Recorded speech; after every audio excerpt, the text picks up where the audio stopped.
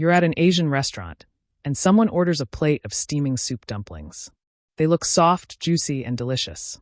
But before you take a bite, you ask yourself, are soup dumplings halal? Let's find out.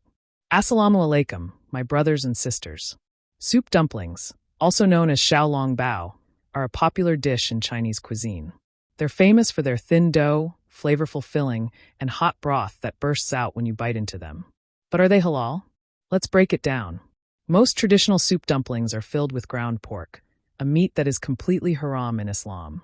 Even in some variations that use chicken or beef, it's important to ask, is the meat halal certified?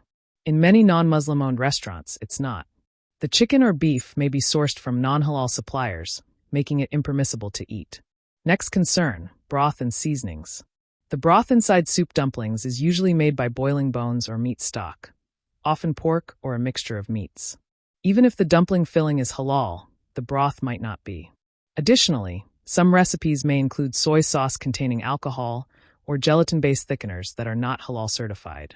So unless you're getting them from a halal certified restaurant that clearly uses halal meat, broth, and seasonings, soup dumplings are not considered halal. The good news? Halal versions do exist, especially in areas with large Muslim populations. Some halal Asian restaurants and frozen food brands now offer halal soup dumplings made with halal chicken or beef and halal broth. But again, always check the label, ask the staff, and look for proper halal certification. Final verdict.